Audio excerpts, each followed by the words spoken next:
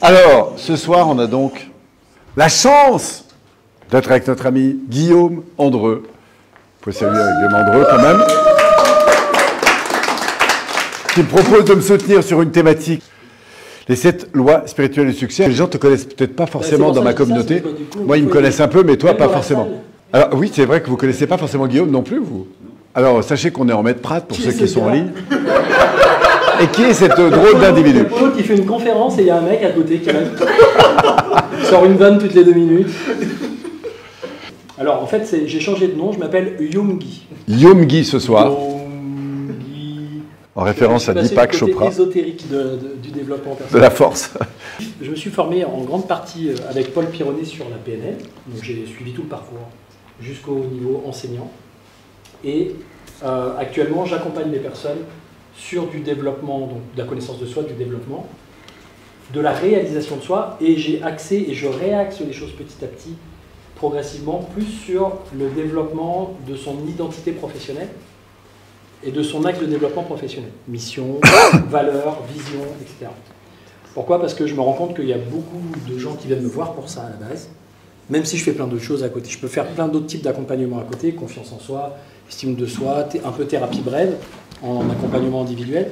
Mais ce que je me rends compte, c'est que la plupart des gens viennent me voir quand elles sont dans un moment où d'un coup elles se disent « Tiens, là je suis dans une situation un peu bloquante, je ne sais plus quoi faire, j'y vois pas très clair. » Et a priori, je dois avoir un certain talent pour éclairer les choses, les gens et leur perspective d'évolution.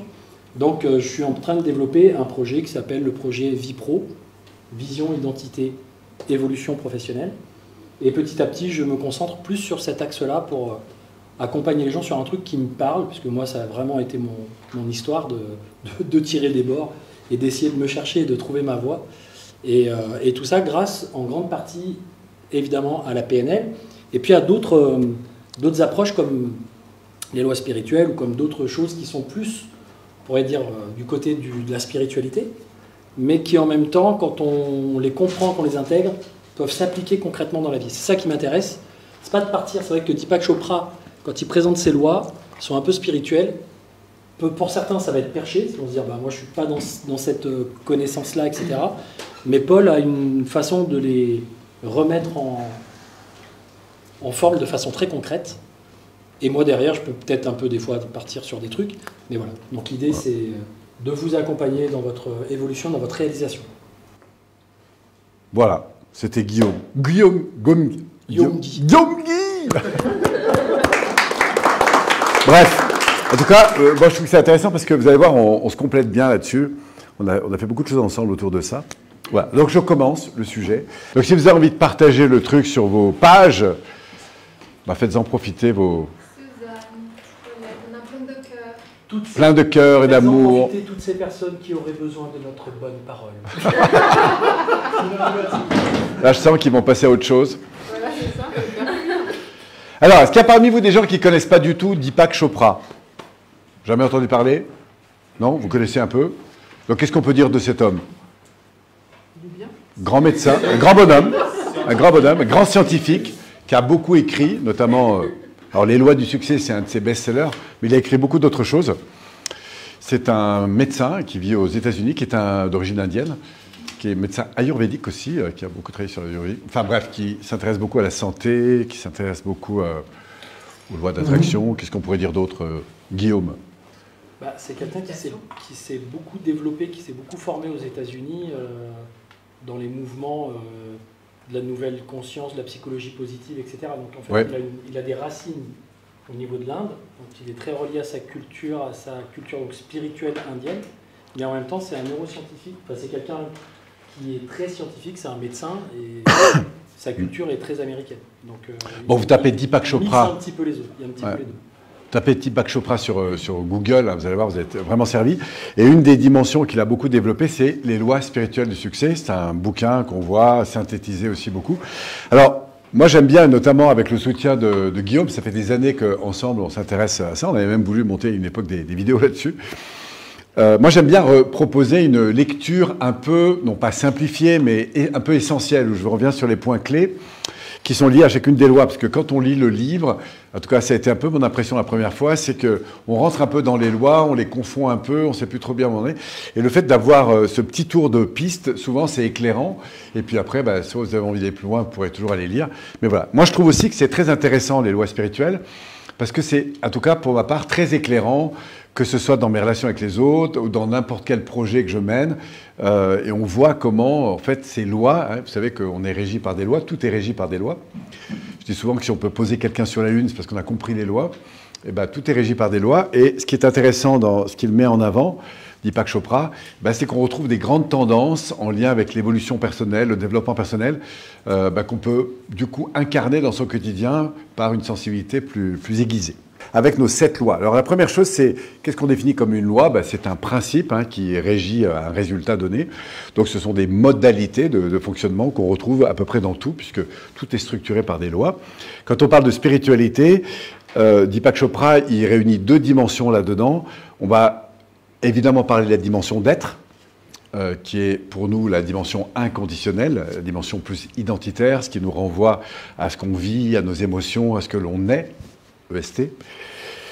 Et puis enfin, il y a aussi le niveau fonctionnel, qui est plutôt ce qu'on fait, et en vue de ça, ce qu'on a, ce qu'on obtient. Donc on parle de réussite quand en général on parle d'objectifs atteints. Donc on a une réussite, c'est une succession d'actions orientées dans une même direction, et qui fait que j'acquiers de plus en plus de savoir-faire, et donc d'avoir. Donc là on a une réussite d'ordre, on pourrait dire social, et puis derrière ça, il y a une réussite qui est d'ordre plutôt émotionnel, qui est plus, au fond, en lien avec mes aspirations, mes valeurs. D'accord? Donc, quand on parle avec Deepak Chopra de ça, lui, il parle de réussite sur ces 2 dimensions. Et la première, c'est d'ouvrir justement cette dimension qui est plus verticale, qui est plus en lien avec ce que nous sommes. Et du coup, il fait apparaître une première loi qui est un peu la loi fondatrice. Et on va voir que les unes et les autres s'emboîtent. C'est comme une succession de lois, l'une venant alimenter la deuxième, qui alimentera la troisième, puis la quatrième, la cinquième. Et c'est jamais fini, en fait. Et je trouve intéressant, donc, du coup, de mettre le vecteur là-dessus. Donc, je commence avec la première loi. Vous la connaissez peut-être? La loi de la pure potentialité. Pure potentialité. Alors, qu'est-ce que c'est que cette pure potentialité? Je commence et puis tu complètes. C'est l'idée que, dans un contexte occidental dans lequel nous sommes, on a parfois tendance à valoriser, alors jusqu'à la maternelle c'est à peu près équilibré, mais après on va plutôt valoriser le faire et l'avoir, le conditionnel, à tel point qu'on va peu à peu avoir une tendance à se définir plutôt sur un mode fonctionnel. Et on dira, à terme, je suis, par exemple, alors je suis, c'est de l'être, mais en fait, la réalité, c'est je suis médecin, professeur, j'ai une maison, un chien, etc., des enfants, etc. Et en fait, au fond, au-delà du titre, qui devient en fait une étiquette, y compris identitaire, on est quand même quelqu'un de plus grand que la fonction qu'on tient, en gros.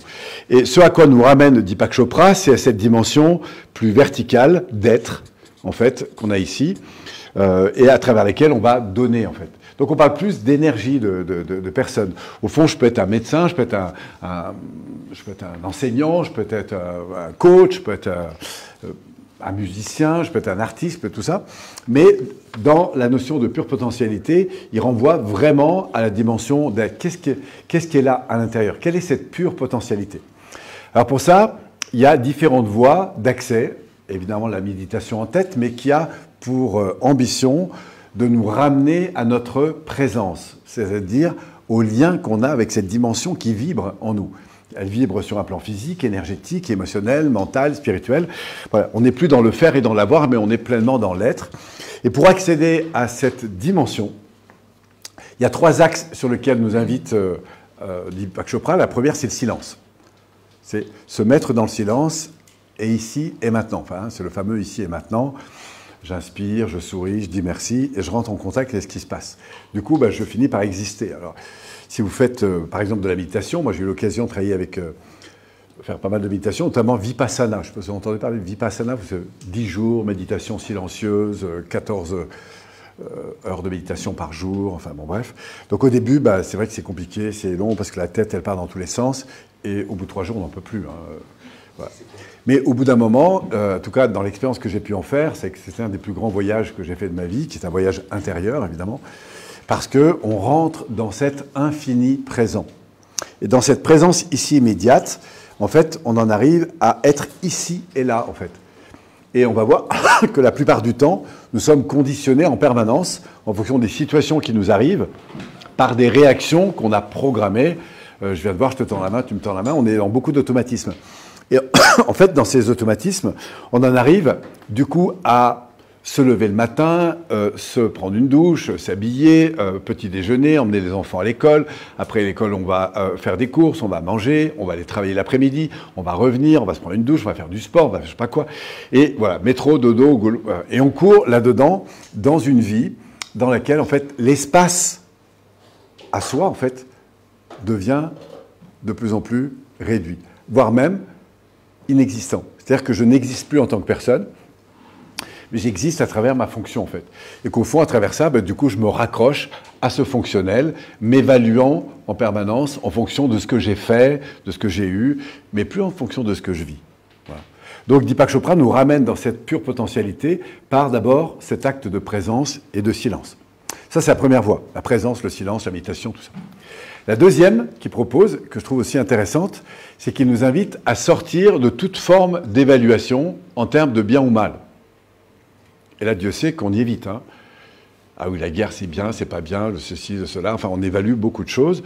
Et, bah oui, ok. Mais pour nous sortir un peu de ces balanciers-là, qui vont d'ailleurs se traduire souvent par des réactions émotionnelles, on va apprendre à accepter ce qui est. Comme dirait mon ami François Lemay, tout est parfait. Ça veut pas dire que tout est parfait, ça veut dire que je peux accueillir avec on pourrait dire lâcher prise, mais lâcher prise, pour moi, c'est de l'accueil, hein, c'est de la présence, la qualité de présence, de la considération, de l'acceptation. Et grâce à cette qualité de présence, du coup, rentrer dans une interaction qui est plus positive. Et du coup, cette pure potentialité, deuxième axe, sortir de toute évaluation. Voilà. Les choses sont, ni bien ni mal, ni intéressantes, elles le sont. Voilà. Et j'accueille pleinement ce truc-là. Et la troisième façon d'entrer là-dedans qu'il nous propose, qui est intéressante, c'est la connexion à la nature, au vivant. Parce qu'au fond, quand vous êtes justement en train de vous promener dans les bois, dans la forêt, eh bien cette reliance à la nature vous invite à être pleinement. Vous n'êtes pas en train de vous demander comment les arbres vous évaluent, vous êtes juste présent à ce qui se passe, en connexion à ce qui se passe, et dans cette qualité de présence, en respect aussi à ce qui se passe. Il y a quelque chose de bon, de très ressourçant, à être justement en reliance avec cette nature, ce vivant, qui soit, on va dire, que ce soit des pierres, qu'il soit des arbres, qu'il soit des animaux, enfin, sur toutes les formes en fait. Voilà, donc trois axes importants pour aller là-dedans. Un, on a dit le silence, voilà, ici et maintenant, la connexion à l'ici et maintenant. Deux, sortir de tout jugement de valeur, d'évaluation bien ou mal. Et trois, la reliance à la nature. Voilà. Et ça nous amène dans cette dimension, cette pure potentialité, espace dans lequel, en fait, énormément de choses vont pouvoir se révéler. Et c'est comme ça qu'accueillant de plus en plus ce qui se passe à l'intérieur, ce que je suis, je vais pouvoir, on va le voir en version 2, le rayonner. Mais encore faut-il que j'accueille cette dimension-là, cette sensibilité-là. Donc on n'est plus seulement dans cette tête, on est repassé, évidemment, dans son cœur, dans ses émotions, dans cette connexion énergétique, corporelle, physique, corporelle, physique, énergétique, émotionnelle. Voilà, il y a une présence à quelque chose de plus grand. Ou à l'autre aussi. Okay. Bon, moi je pense quand même que tu as tout dit. D'accord. Donc je ne sais pas encore ce que je vais dire. Mais je vais demander à mes guides.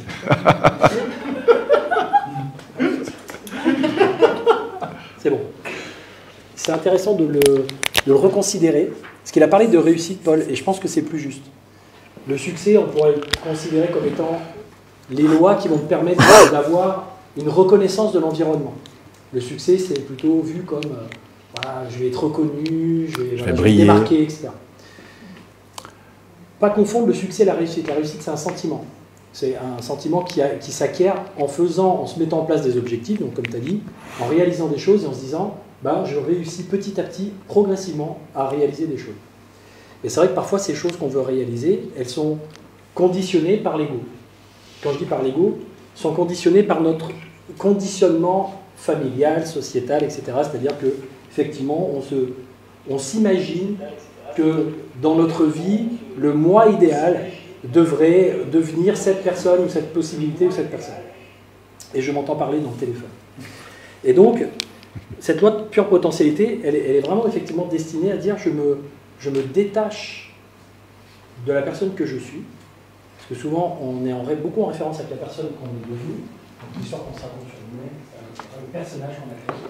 Donc je me détache de cette personne, je me détache de cet idéal que l'ego poursuit souvent par insécurité, pour revenir à un espace au centre, certains vont l'appeler le point zéro, je ne sais pas si vous avez déjà entendu parler, l'énergie du point zéro, c'est-à-dire un point de neutralité intérieure qui, en gros, est un endroit où la potentialité peut émerger. Potentialité créative. Quelque chose qui fait que, peut-être un truc auquel vous n'avez pas pensé jusqu'à présent parce que vous étiez dans vos habitudes de pensée, dans vos habitudes comportementales, etc. Quelque chose peut émerger, vous pouvez créer. Et donc, l'idée de cette pure potentialité, c'est que ça revient un petit peu à l'idée de physique quantique, c'est qu'à un certain endroit de notre réalité, tout est possible, rien n'existe, sur le plan quantique. Et ça prend forme. Ça prend forme à travers nous, ça prend forme à travers nos pensées, à travers nos émotions, à travers nos comportements. Petit à petit, on forme quelque chose, on crée quelque chose. On se crée nous-mêmes et on crée la réalité dans laquelle on existe. Donc l'idée de Deepak Chopra, c'est de dire, revenez à ce point initial qui est avant la création, avant vous-même, avant la vie que vous avez, etc., pour revenir juste à la présence. La conscience et la présence. D'ailleurs, je fais faire des fois un exercice, vous avez travaillé en PNL, je vais essayer de faire vite, parce que je sais que... On a 7 points à voir. Ouais. Donc, je fais un exercice en PNL, c'est que les gens travaillent sur leurs valeurs, et souvent, je fais un exercice dans lequel je les dépouille de leurs valeurs, pour savoir ce qui reste s'ils ne sont plus identifiés à leur système de valeurs. Et bien souvent, ce qui reste, c'est une espèce de grosse sensation juste d'être et d'exister, sans aucune envie, sans aucun désir, rien du tout. Et ça laisse une potentialité d'émergence de quelque chose auquel on ne pense pas forcément. Donc qu'est-ce que je fais moi dernièrement, puisque j'étais dans une période un peu compliquée? Je me suis mis au bord de la rivière, j'ai respiré, je me suis déconnecté de mes pensées, de mes projets, de ce que je m'étais dit que je ferais, etc., de mes visions, de tous ces trucs-là.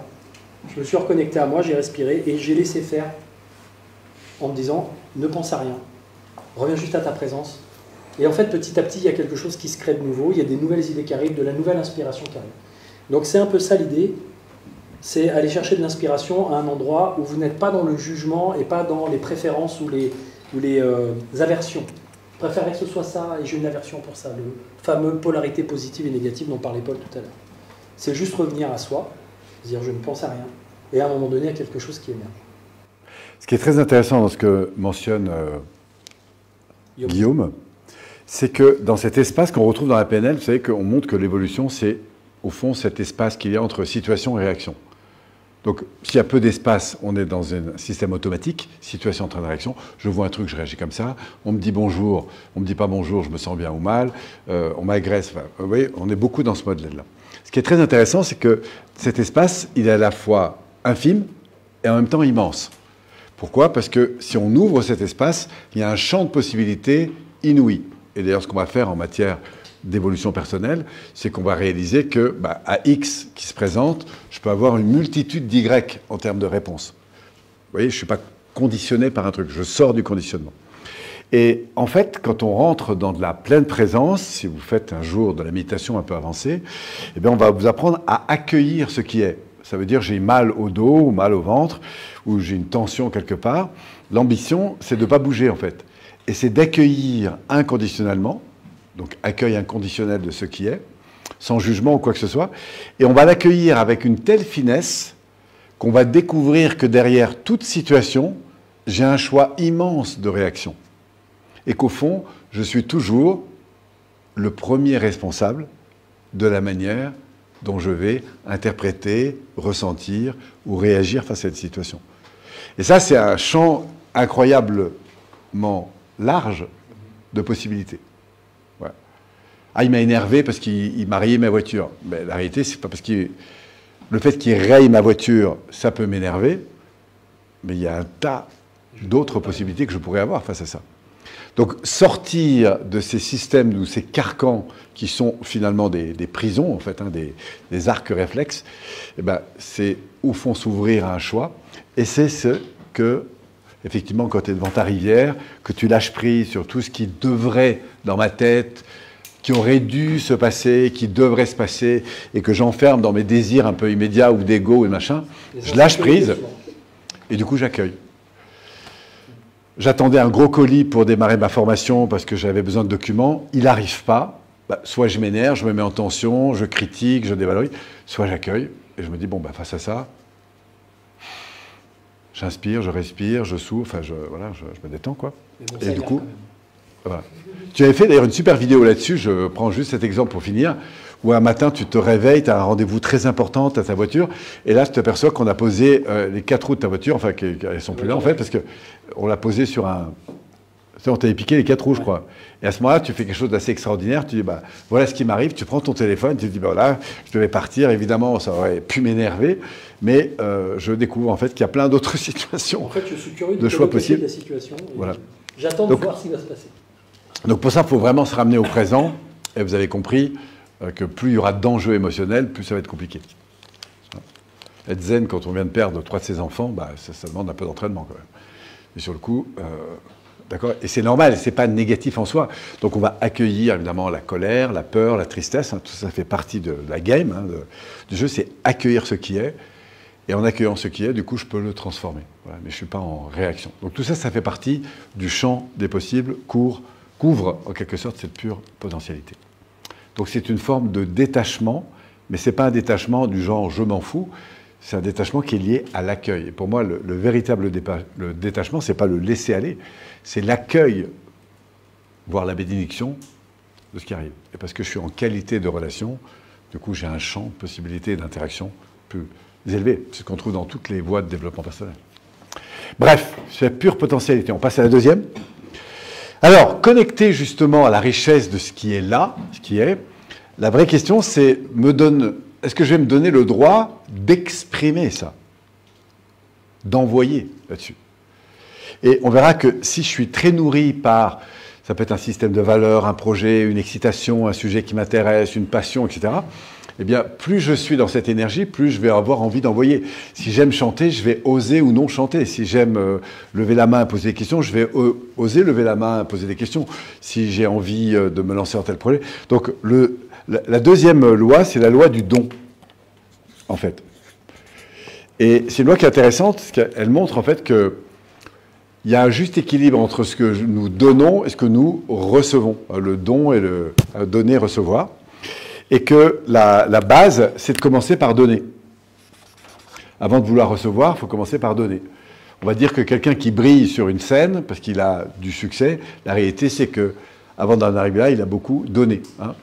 Si un sportif de très haut niveau, genre footballeur, gagne énormément d'argent, on peut reprocher le fait qu'il touche autant d'argent, mais la réalité, c'est que s'il touche de l'argent, c'est parce qu'il apporte beaucoup, en fait. Donc, il y a une notion de don et de réception. Alors, dans cette notion de don, bien évidemment, il n'y a pas que le fonctionnel qui va jouer, il y a aussi toute la dimension émotionnelle. C'est-à-dire, plus je suis en connexion avec mon être, avec mon authenticité, avec ma profondeur, avec ma sensibilité, plus je vais donner quelque chose de différent que si je suis simplement sur un mode fonctionnel. Donc, le don et le recevoir s'équilibrent. Et c'est la puissance de la loi du don. Et tout est basé là-dessus, c'est-à-dire que si je veux avoir, par exemple, si une terre a été un petit peu polluée, il va falloir que je lui donne du positif pendant un certain temps pour que de nouveau elle me redonne du positif. Si, en termes de communication, ça fait partie des lois qu'on connaît. Par exemple, si on est en divergence de point de vue, la considération que je vais apporter et donc donner à la personne va être déterminante dans le fait de pouvoir ensuite être écouté. Il faut que je commence par vous écouter avant de... Voilà. Et plus que ça, non seulement je vais vous écouter, mais je vais vous montrer que je vous ai entendu. Et à partir de cette prise en compte de l'autre, cette considération de l'autre dans ce qu'il dit, dans ce qu'il ressent, alors du coup, j'aurai un phénomène d'ouverture de l'autre côté qui sera plus grand. Mais si je commence par dire, commence par m'écouter, puis après tu verras, c'est pas le bon truc. Si je commence à vouloir gagner avant d'avoir donné, c'est pas le bon truc non plus. C'est comme la confiance, quoi. Je veux de la confiance avant... Non, il faut commencer par faire les choses, la confiance viendra ensuite. etc., etc. Donc c'est cette notion de loi du don, c'est que dans la vie, plus vous allez donner, plus vous allez recevoir. Alors, pas forcément directement des personnes que vous allez donner, on le voit beaucoup dans les groupes, quelqu'un qui donne, vous allez donner à certains, et puis d'autres vont vous donner, mais les retours ne se font pas forcément directement de la personne en question. En tout cas, ce qui est sûr, c'est que plus vous allez envoyer, plus vous avez de chances de recevoir. Alors, c'est pas, on peut envoyer beaucoup, on verra qu'il y a une troisième loi pour travailler cette dimension du don, mais l'idée, c'est qu'il faut y aller. Donc, si vous voulez être reconnu, par exemple, sur les réseaux sociaux, il faut envoyer. C'est-à-dire que si on ne vous dit pas que vous avez un talent, que vous avez... toi qui aimes écrire, par exemple, si personne ne le sait, toi, que ça reste très privé, ou juste à quelques personnes, comme ça, parce que tu acceptes de le dire, ce n'est pas la même chose que si tu envoies, investi de cette énergie, sorti de ces jugements, c'est pas OK, vous voyez, on sort de tout ça, et on envoie, en fait. Et on envoie en pure potentialité. Et du coup, offrant, donnant, etc., le retour va se faire. À force de jouer, vous finissez par bien jouer. C'est parce qu'on sait qu'on n'a rien perdu qu'on peut donner. Absolument. Donc on n'est plus non plus dans le... À qui la plus grosse part, c'est que plus on donne, plus on a. Et c'est assez intéressant de voir d'ailleurs que des choses comme l'amour, par exemple, plus ça se donne, plus il y en a en fait. Hein. C'est comme les muscles, plus vous les sollicitez, plus ils se développent en fait. Donc c'est intéressant de voir que plus on envoie. Voilà. Est-ce qu'on est dans une bataille de territoire ou de plus grosse part, ou est-ce qu'on est dans de l'abondance? Et on le voit bien, être mobilisé par l'abondance d'une chose, le désir d'une chose, ou par le manque, c'est pas du tout la même chose. Voilà. Voilà ce que je pourrais dire sur la loi du don. Donc l'idée, c'est d'envoyer. Et en termes de valeurs, on dira que la première chose, c'est connecter à ses valeurs, ses passions. Après, c'est se dire au fond, qu'est-ce qui me semble important? Si on fait de l'ikigai, par exemple, après avoir découvert ses passions, le deuxième champ important, c'est quel important en termes de dons? Qu'est-ce que j'ai envie d'apporter? À qui? À quoi? Qu'est-ce qui est important pour moi en termes de dons, en fait? Et on verra que ça donne beaucoup de force aussi, d'être connecté à cette notion de don. Est-ce qu'il y a quelque chose que tu voudrais compléter? C'est effectivement que le don, souvent on dit que quelqu'un a un don, c'est qu'il a reçu quelque chose. C'est pas d'où ça vient, mais de ses parents, il y en a qui vont penser plutôt que c'est spirituel, c'est peut-être Dieu, c'est peut-être tout ça. Donc finalement, il y a peut-être quelque chose que la personne acquiert par le fait qu'il y a d'autres personnes, ou des circonstances, ou une énergie autre, qui lui a permis d'avoir ça. Sa reconnaissance, ce talent, etc. Et donc effectivement, l'idée de donner, c'est l'idée de ne pas considérer ça à l'intérieur de son ego. L'ego, c'est un peu comme un réceptacle qui a besoin de se remplir parce que généralement, il y a un manque, il y a un vide, il y a quelque chose. Donc l'idée plutôt que d'être dans une idée de donner plus, je donne avec cette idée qu'il peut y avoir derrière, parce qu'elle sera toujours là. Si je donne, je vais finir par recevoir. Il y a quand même souvent une attente de retour. D'ailleurs, on retrouve le 2 de l'énéagramme. Oui, absolument. De quel côté je donne aux autres, je suis là, j'écoute, etc., Et en même temps, il y a une part de moi au fond qui aimerait bien quand même, en contrepartie, recevoir. Ça peut être plus ou moins détaché. De ça. Mais si vous êtes relié à ce qui est à l'intérieur de vous, c'est-à-dire relié à votre propre spiritualité intérieure. Le monde extérieur n'est pas un lieu dans lequel vous attendez de la reconnaissance. La reconnaissance, vous l'avez juste à l'intérieur de vous par rapport à ce que vous faites en votre âme et conscience pour satisfaire ce rapport à votre propre divin ou à votre propre soi spirituel.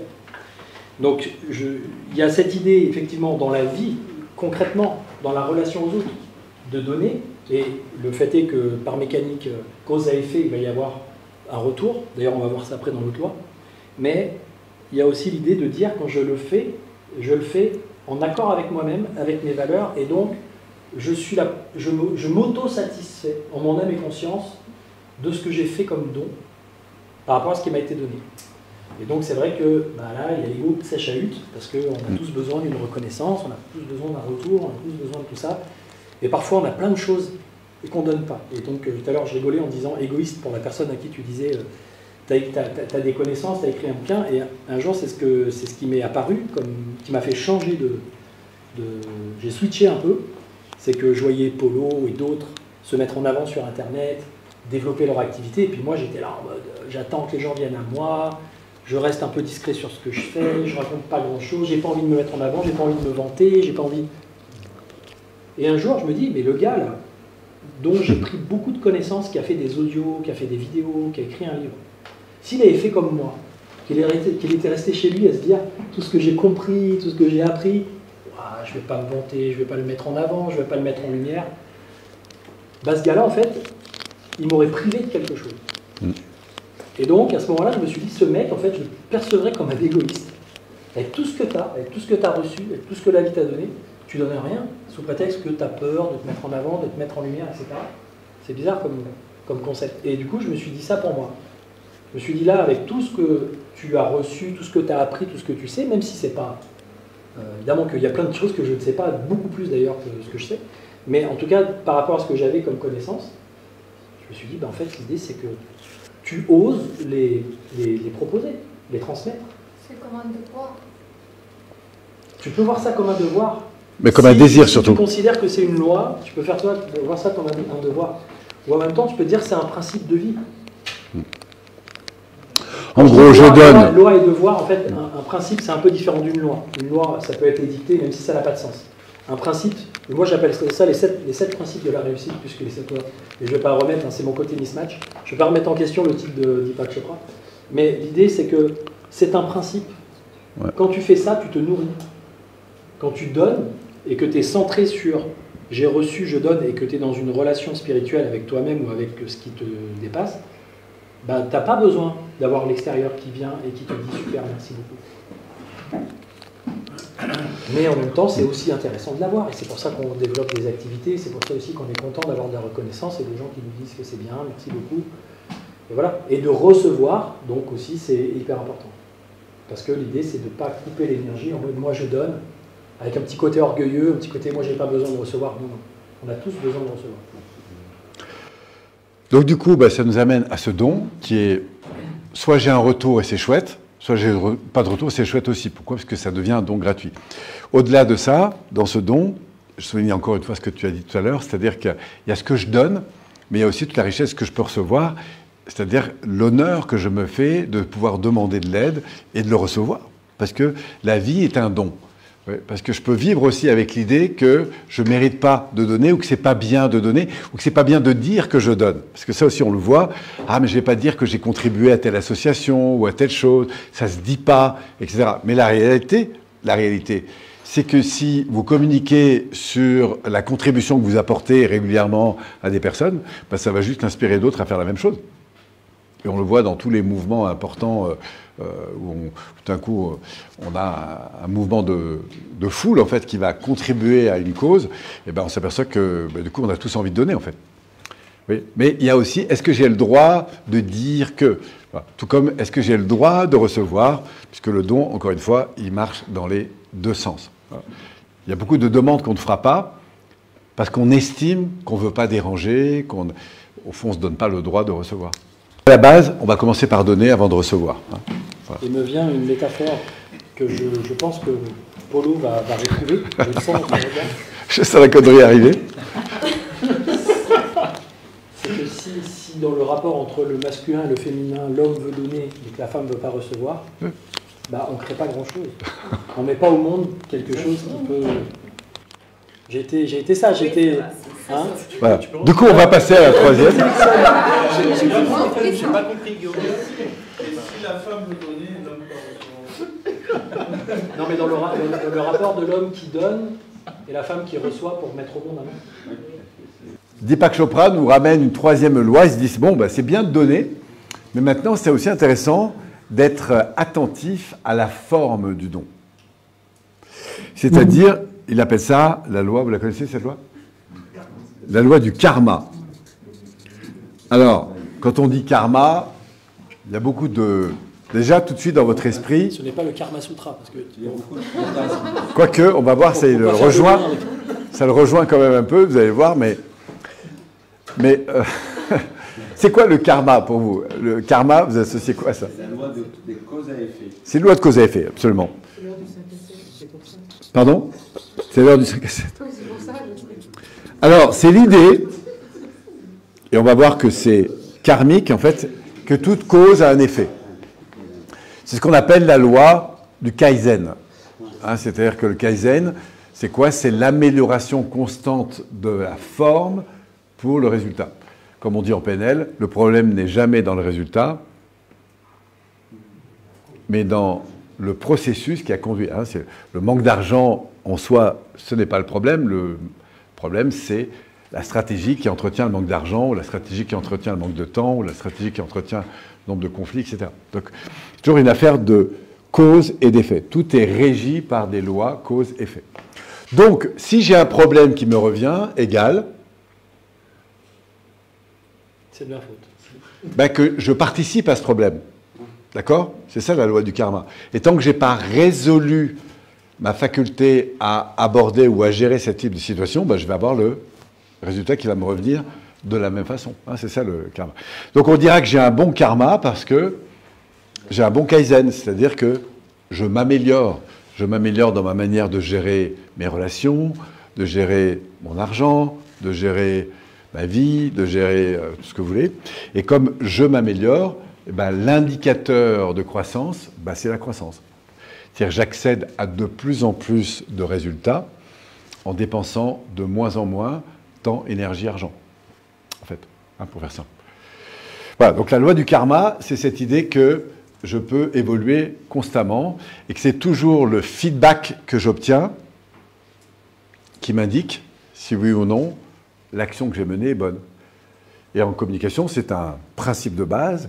Ça, c'est pas tout d'appliquer des techniques qu'on a appris en PNL ou ailleurs, mais que c'est vraiment le feedback que vous recevez qui vous indique si oui ou non ce que vous avez fait était bon. Donc c'est au feedback qu'on pilote et qu'on s'adapte. Voilà. Donc le karma, c'est cette dimension d'évolution constante dans laquelle nous pouvons nous mettre et qui va nous faire grandir. Donc c'est pas tout de donner, mais la question après, c'est comment je travaille. Bon, par exemple, je chante, je peux beaucoup m'entraîner, chanter.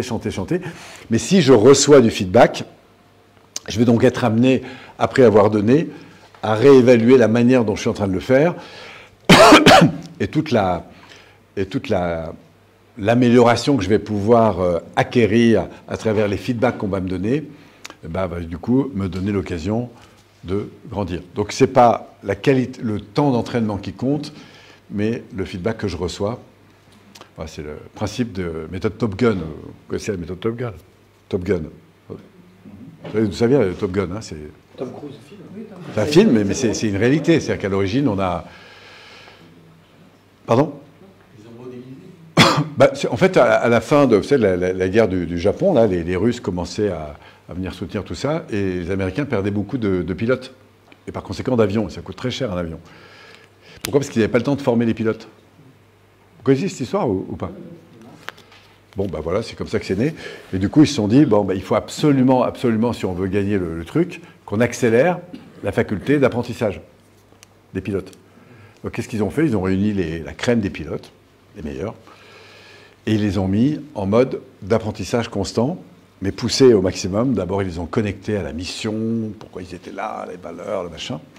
Après, comme ils ont pris tous les experts, et en fait, tout le principe est basé sur le maillon faible. C'est-à-dire, j'observe avec tous ces experts, quel est mon maillon le plus faible? Et tant que je n'ai pas réglé ce problème, je ne passe pas à la case suivante. Voilà. Et comme j'ai énormément de feedback d'experts, bah, du coup, je reçois exactement ce qu'il faut que je change et je progresse. Et tout le monde progresse ensemble par la stratégie du maillon faible. Mais ce n'est pas pour dévaloriser ou critiquer, c'est parce que si je prends juste la chose que j'ai le plus besoin de transformer et que je la transforme, eh ben, je progresse. Voilà. Je progresse par petits pas. Donc c'est les petites étapes mis bout à bout. Toyota, par exemple, qui est à l'origine des démarches Kaizen, démarches d'amélioration constante de la qualité, a fonctionné sur ce principe-là. Après, ça a été repris évidemment par plein de personnes. Et aujourd'hui, cette notion de Kaizen, d'amélioration constante, bah, on la vit partout, y compris dans le développement personnel. Et je dis toujours moi, que c'est les micro-comportements qui nous amènent à les ascensions les plus élevées. Donc du coup, comment mettre en place des actions courtes, à court terme, donner de la valeur aux actions à court terme pour prendre de la croissance à moyen terme et long terme. Ce qu'on a parfois tendance à l'inverse à faire, c'est à surestimer les objectifs à moyen terme ou long terme et à sous-estimer les actions au court terme. Alors en fait, on ferait mieux de surestimer l'amélioration petit pas par petit pas, parce que la conséquence, les effets cumulés nous mène beaucoup plus loin. Alors, et le karma, ben, c'est la conséquence, évidemment, de ce que j'ai planté avant, quoi, en gros. Oui, vas-y.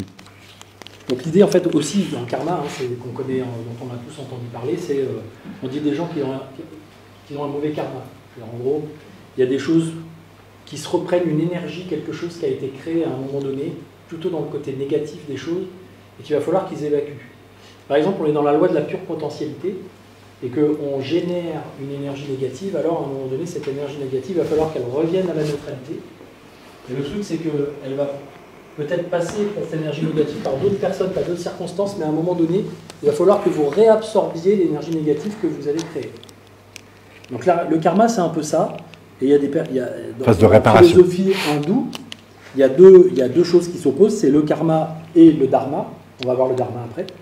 Mais le karma, c'est l'idée de dire que il y a certainement un certain nombre de choses que vous avez faites, vous ou votre âme, dans vos incarnations précédentes, parce qu'eux, ils ont la croyance qu'il y a la réincarnation, et que donc ce que vous vivez aujourd'hui n'est que, on pourrait dire, le fruit de ce qui avait déjà été semé, fait, les petits gestes que vous avez posés avant, peut-être même ceux de vos ancêtres, et qui font que, si par exemple on règle un conflit par le fait de faire du mal, par exemple, je ne sais pas, hein, dans une situation où il y a des guerres entre familles, il y en a un qui a fait un truc, alors on va lui tirer une balle, comme dans les gangs. Hein. Qu'est-ce que fait le gang d'en face? Il ne va pas lâcher l'affaire tant qu'il n'aura pas obtenu le résultat de nous aussi on va en dézinguer un, comme ça on aura obtenu un équilibre, mais du coup les autres vont dire alors vous L'histoire de la vengeance, en fait. Et en fait ça ne s'arrête jamais. Et en fait, finalement, vous fonctionnez, et on fonctionne tous, intérieurement par de l'accumulation d'effets dont on croit ne pas être responsable de la cause, parce qu'a priori, il y a des gens qui arrivent au monde et qui vivent des trucs dramatiques et qui se disent mais je ne vois pas pourquoi cet enfant, pourquoi cette personne vit un truc dramatique, elle n'a jamais rien fait de mal. Mais selon la loi spirituelle hindoue, elle a peut-être fait quelque chose, c'est pas elle peut dire mal, c'est pas l'idée de la juger mal ou bien, mais elle a fait quelque chose qui a généré un truc qu'elle doit aujourd'hui transformer. Donc ça lui revient. Et soit elle continue d'utiliser une stratégie d'évitement ou de compensation, enfin une mauvaise stratégie comportementale, etc. Soit effectivement, elle accueille et elle se dit, bon, qu'est-ce qui se passe là? Pourquoi je reçois ça? Si elle transforme, alors elle va annuler peut-être la perte. Quelque chose qui va continuer de se diffuser. Donc il y a des personnes, par exemple, dans des familles, qui malgré le fait que de père en fils ou de mère en fille, il y a une espèce de schéma récurrent, où du coup la personne dit j'ai tellement souffert, j'ai tellement été battu, tellement été traumatisé par ma famille que je vois pas pourquoi moi je donnerais de l'amour. On m'a pas appris à donner de l'amour. Donc je vois pas pourquoi moi je donnerais de l'amour à mes enfants.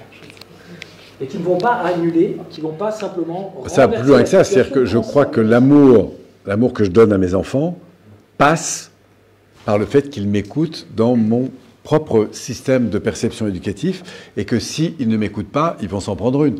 Donc là, je suis en train de reproduire le schéma à l'ancienne, en fait. Donc ça va plus loin que ça, c'est-à-dire qu'il y a une perversion, en ce sens que je vais donner un sens, je vais faire des distorsions, et qui vont faire que j'entretiens ce qu'on a fait avec moi en le justifiant. Et du coup, on fait tout ça. On justifie que... Les guerres d'aujourd'hui, elles entament des conséquences, parfois pour des années. Alors, regardez ce qui se passe avec... je ne vais pas rentrer trop dans le détail, mais par rapport à la guerre en ce moment, c'est un ensemble de cause à effet qui remonte à très loin. Et donc, on se raconte toujours les mêmes histoires. Tout le monde est un peu responsable. Mais il faut qu'il y ait un méchant, il faut qu'il y ait quelqu'un qui soit dans le truc, qui paye le truc, etc. Et donc, du coup, ça va continuer.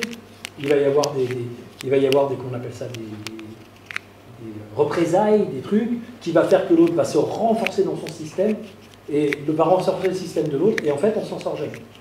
Voilà, à un moment donné, il faut qu'il y ait quelqu'un qui arrive, avec une robe de lin, des petites tatanes en cuir, qui dit... Jesus. Non, mais qui arrive à arrêter. Et c'est ce qu'a fait Gandhi. Oui.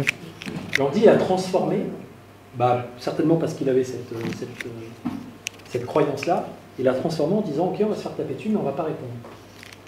Et à un moment donné, ça va être obligé de s'arrêter. On va épuiser la réserve d'énergie négative. Les gens ils vont plus avoir envie de le faire. Et c'est ce qui s'est passé au bout d'un moment. Toute la force de la non-violence, au passage. Mais bon, ça te pris un sacré paquet sur la gueule quand même.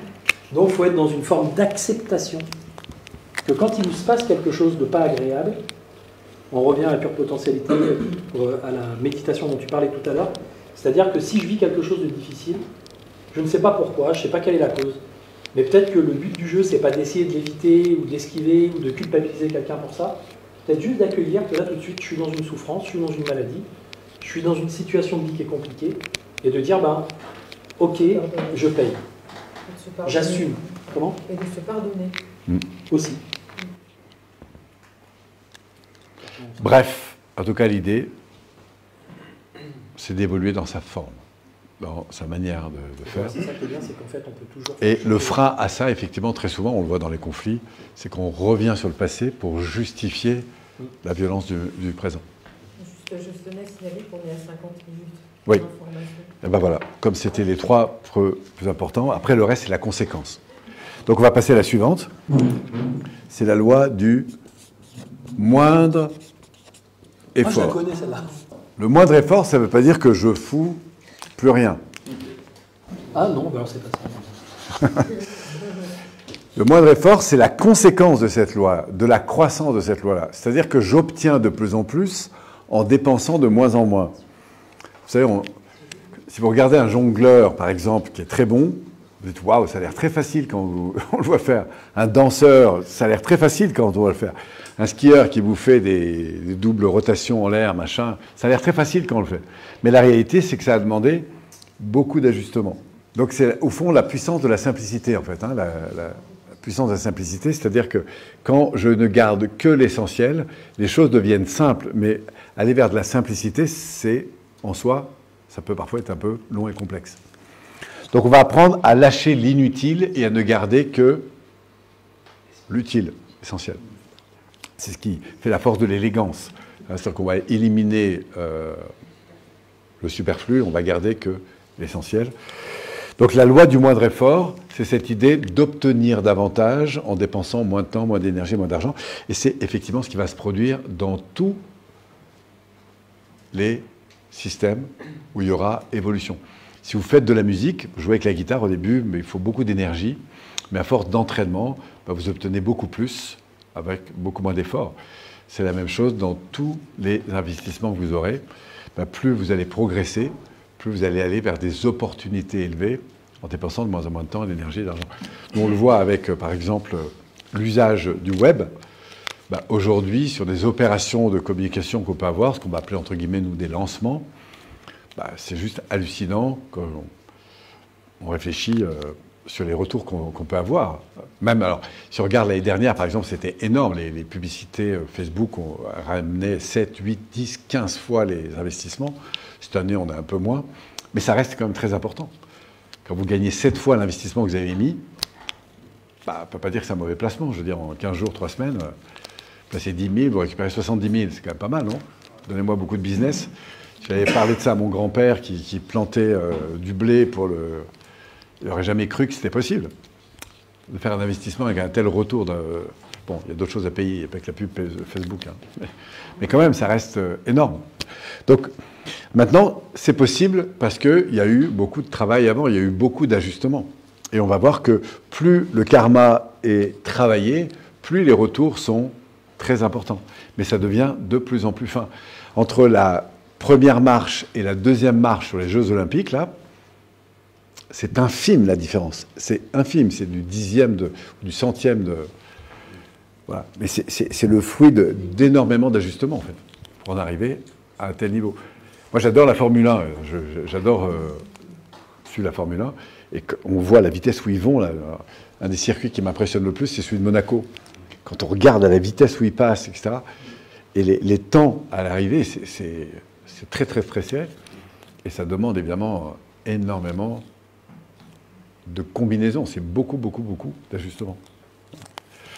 Voilà, donc le moindre effort, c'est tout ce travail karmique qui se mesure par le fait que j'ai un retour. Voilà, ça semble de plus en plus facile et ça le devient. Quand vous êtes dans l'effort, moi quand j'étais plus jeune, je me mettais dans l'océan, comme ça je plantais les pieds dans le sable et je me disais je vais résister aux vagues. Je le vois. Et sauf que évidemment je ne pouvais pas résister longtemps. C'était une vague un peu grosse qui arrivait et je me faisais embarquer.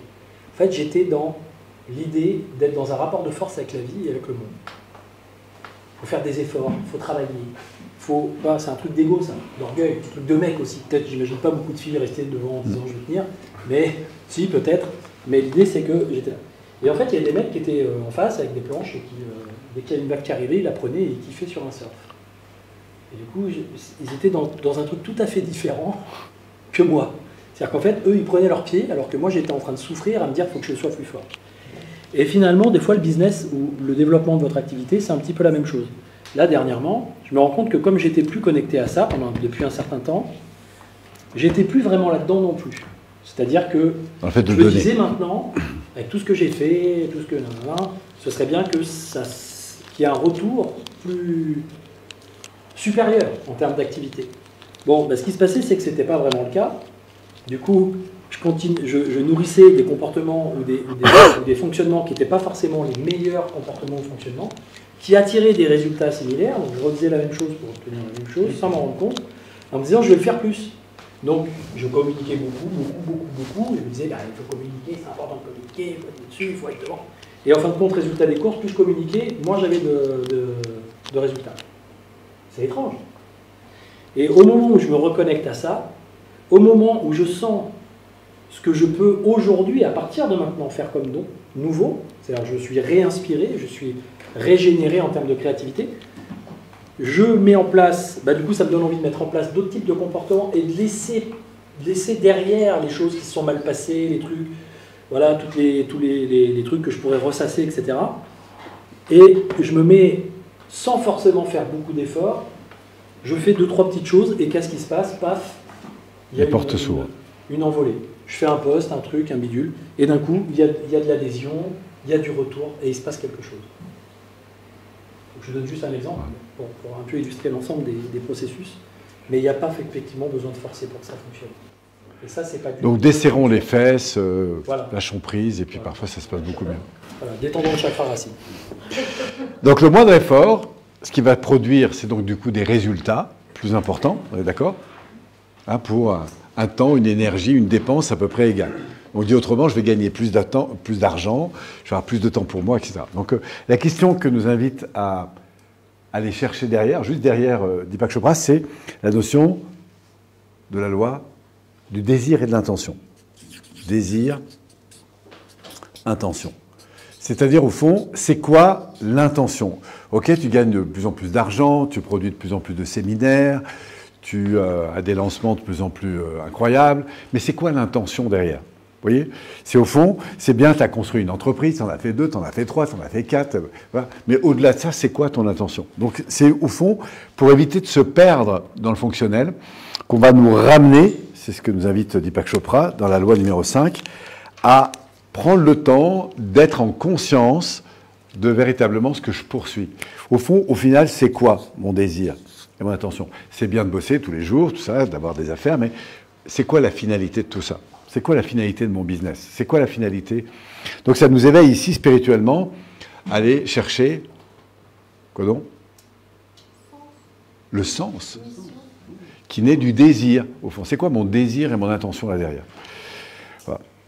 Désir et intention. Donc il nous invite dans cette case à être régulièrement, justement, sur ce qu'on va appeler des listes, en fait, pour se dire, tiens, au fond, c'est quoi mon désir aujourd'hui? Vers quoi j'ai envie d'aller? Pourquoi je veux faire les choses? Oui.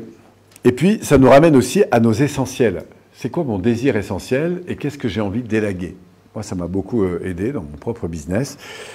On fournit beaucoup, on obtient beaucoup, mais là-dedans, du coup, sur quoi je sens que mon talent se révèle le plus et qu'est-ce que je peux lâcher? Qu'est-ce que je peux privilégier? C'est quoi mon essentiel? C'est quoi mon désir dans tout ça? Il y a beaucoup de choses que j'aime, mais le cœur de mon désir, c'est quoi, en fait? Je peux travailler avec plein de gens, plein de choses, puis à un moment donné, me dire, tiens, dans toute cette activité, dans tout ce... Voilà, c'est quoi là-dedans le plus nourrissant pour moi? C'est quoi ma ligne de course? C'est quoi mon essentiel? Revenir vers, au fond, au-delà de ça, c'est quoi mon intention?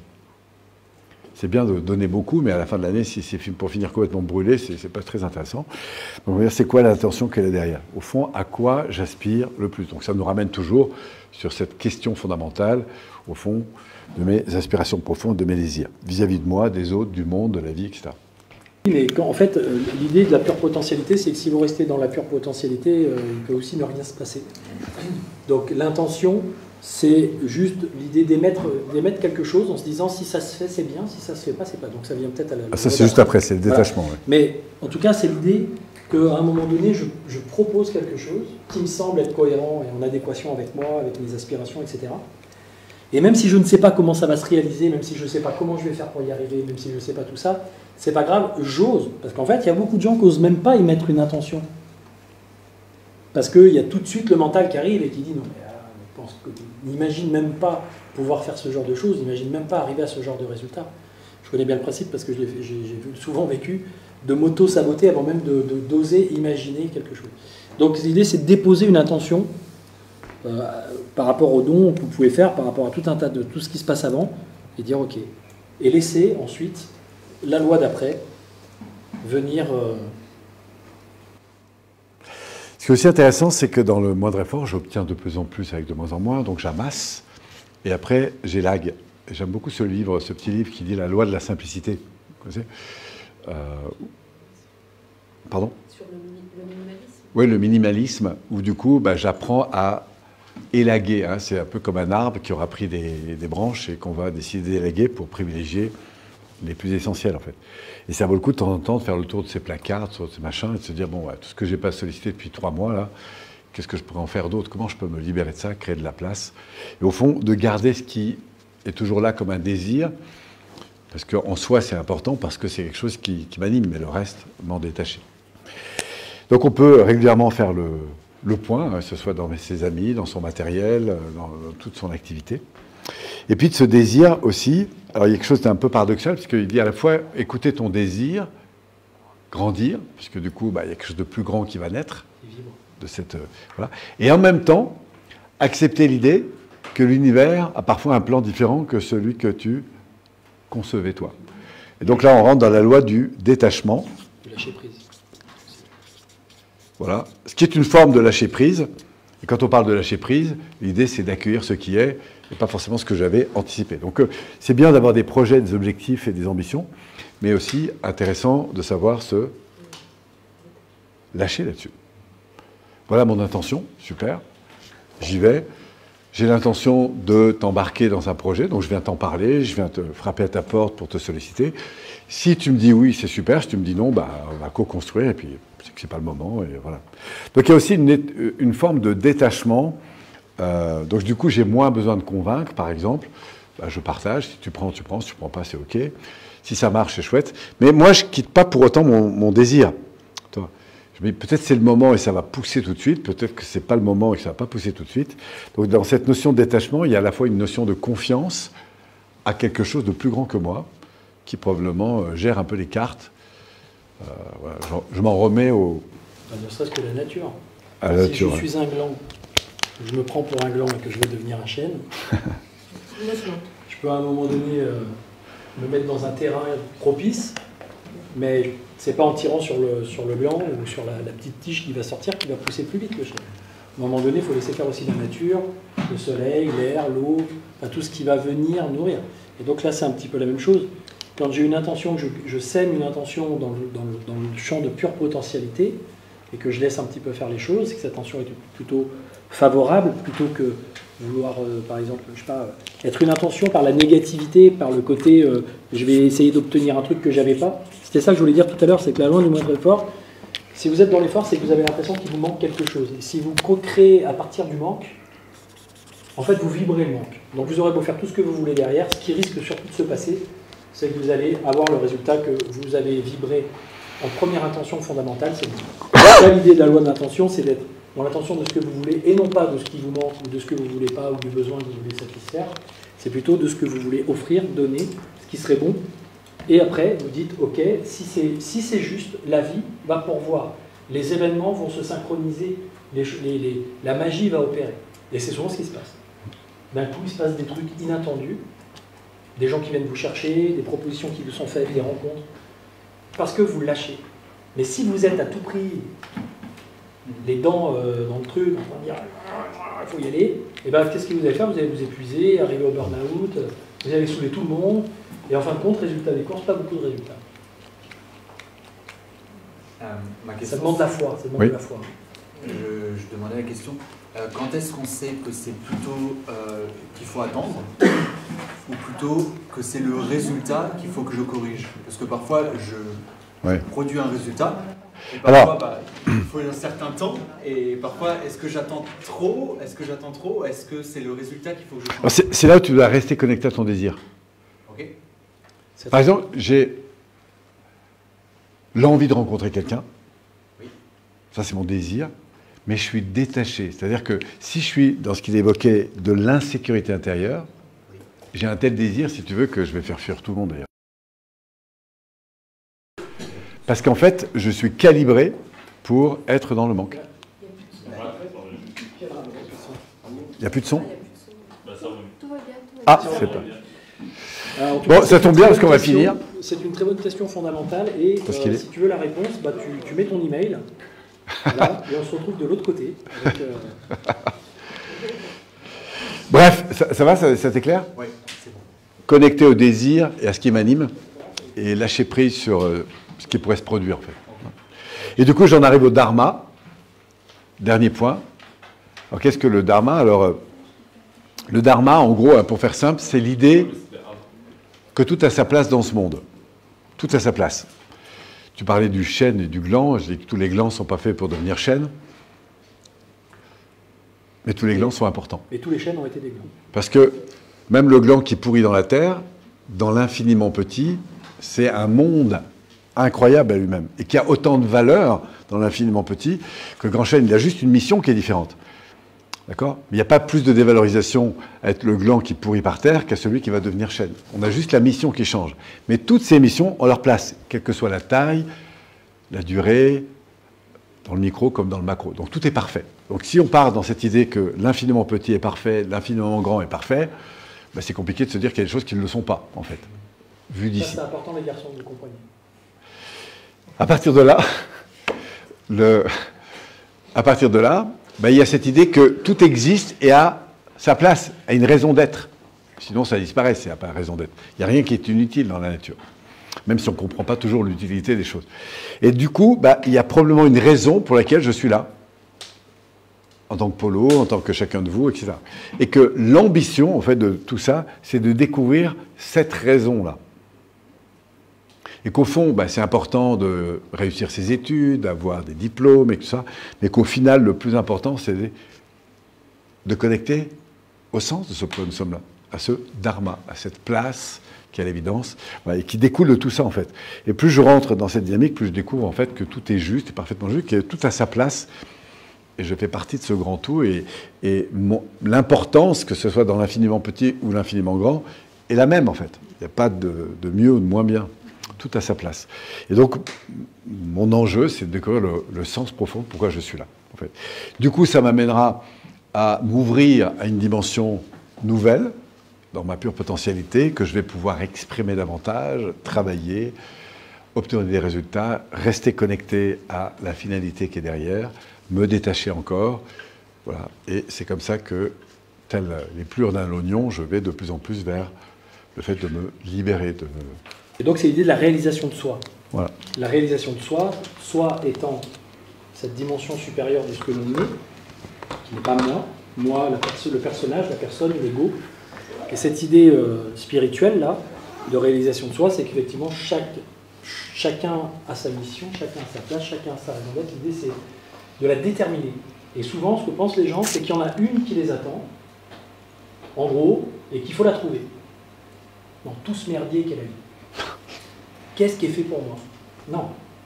C'est qu'est-ce que tu as en toi, qu'est-ce qui t'a été offert. Et ça, c'est en revenant à la pure potentialité que vous pouvez peut-être le ressentir. Et qu'est-ce que tu as envie de donner? Pourquoi tu as envie de te missionner? Trouver un sens à sa vie, c'est pas trouver le sens de la vie. C'est je trouve un sens, je donne un sens à ma vie, à partir de maintenant. C'est-à-dire que votre vie, elle a pu avoir un sens jusqu'à présent, mais aujourd'hui, vous pouvez déterminer un autre sens pour votre vie. Vous pouvez déterminer une autre façon de réaliser cette dynamique spirituelle. Là, je parle de Deepak Chopra et des 7 lois spirituelles du succès. Donc, c'est l'idée que vous êtes un être avec bien plus de potentialité que ce que vous croyez, qui cherche à se réaliser. Et à avoir une raison d'être, à accomplir une mission ici. Mais ça passe par ce que vous décidez de faire aussi. C'est pas quelque chose qui s'impose à vous, ah merci de la réponse, que je demande aux autres, et puis en fait c'est d'autres qui me donnent. Ça peut, des fois on peut être aidé par des, ça n'empêche pas de des recevoir des médiums, feedbacks. des voyants. Mais c'est l'idée plutôt d'aller trouver ça à l'intérieur. Voilà. Vous avez un potentiel qui cherche à se réaliser. Tant qu'il n'est pas réalisé ce potentiel, vous allez ressentir de la pression, de la tension intérieure. Donc c'est un bon indicateur. C'est dans une ligne électrique, quand il n'y a pas tout le potentiel d'électricité ne passe pas dans la ligne, ça crée de la tension. Donc tant que vous n'avez pas réalisé ce potentiel qui est venu, qui cherche à s'incarner sur cette planète, vous allez vous sentir mal, vous allez sortir des tensions, vous allez sentir de la pression. Et vous allez être guidé petit à petit, et c'est ça le chemin de réalisation de soi, c'est la vie vous amène progressivement à trouver un moyen de faire quelque chose qui va œuvrer et qui va vous permettre de vous sentir réalisé intérieurement. Et vous allez sortir de la roue du karma. Bon, tout ça étant, encore une fois, des grands repères. Mais la vie est souvent plus complexe que les théories qui la décrivent, mais en tout cas, ça permet d'avoir comme ça quelques balises, je trouve intéressantes. Alors, ce qui est intéressant maintenant, c'est de vous dire, tiens, quelle est la loi, dans toutes celles-ci, qui me parle le plus? Et j'indique d'ailleurs, si vous êtes en ligne, à le partager. Est-ce que c'est plutôt laquelle vous a le plus parlé? La potentialité, le don, le karma, le moindre effort, le moindre effort, la notion de désir et d'intention, de détachement, ou cette idée que vous appartenez à un plus grand tout et que vous avez évidemment votre place dans ce monde. Vous allez me dire toutes, mais est-ce qu'il y en a une qui vibre plus que les autres? L'intention, on a des réponses. L'intention. Alors merci pour ceux qui réagissent là. Vous êtes plus éveillés que... Non, je rigole. Le détachement. Le don, le détachement, t'as séduit. Le moindre effort. La notion de moindre effort. C'est vraiment... Ouais. Détachement. Alors c'est intéressant d'écouter comme ça en arrière-plan laquelle vient me chatouiller un peu, voilà, parce que parfois elle est un peu en résonance avec ce que je vis en ce moment.